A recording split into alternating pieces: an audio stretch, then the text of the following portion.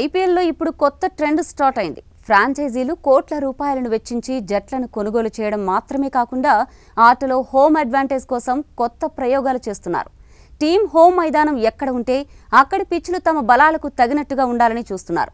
ఇలా చేస్తూ స్థానిక అభిమానులను పెంచుకోవడంలో కొంతవరకు విజయవంతమయ్యారు కూడా. ఇదే ట్రెండ్లో కొన్ని జట్లు రెండో హోమ్ కాన్సెప్ట్ను తీసుకొచ్చాయి. రీసెంట్గా రాజస్థాన్ రాయల్స్ గువాహటిలో మ్యాచ్లాడింది. ఇప్పుడు ఢిల్లీ క్యాపిటల్స్ అదే తరహాలో వైజాగ్ని రెండో హోమ్గా ప్రకటించింది. అసలు దీనికి కారణం ఢిల్లీ జట్టు ఓనర్ గ్రంథి మల్లికార్జునరావు. ఆయన వైజాగ్ పక్కన ఉన్న చిన్న ఊరికి చెందినవాడు. బిజినెస్లో పెద్ద విజయం సాధించి వేల కోట్లు సంపాదించాడు. ప్రస్తుతం ఈయన సంపద విలువ సుమారు 27,000 కోట్ల రూపాయలు. ఢిల్లీ క్యాపిటల్స్ జట్టు పూర్వం నుంచి మంచి ఫ్యాన్ బేస్ లేక ఇబ్బంది పడుతోంది. విరాట్ కోహ్లీ ఢిల్లీకి చెందినవాడైనా ఆడేది బెంగళూరు జట్టు కావడంతో చాలామంది ఢిల్లీ అభిమానులు కూడా ఆర్సీబీ ఫ్యాన్స్ అయిపోయారు. ఫ్యాన్ సపోర్ట్ లేకుండానే టీం నడపడం కష్టమన్న అర్థంతో మల్లికార్జునరావు తన కుమారుడు కిరణ్ కుమార్తో కలిసి వైజాగ్లో మ్యాచ్లు నిర్వహించాలి అనుకున్నారు. తెలుగు రాష్ట్రాల్లో క్రికెట్కు ఉన్న క్రేజ్ సంగతి ప్రత్యేకంగా చెప్పనక్కర్లేదు.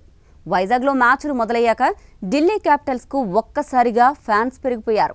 మొన్న జరిగిన లక్నోతో మ్యాచ్ పూర్తి స్థాయిలో డీసీ అభిమానులతో నిండిపోయింది.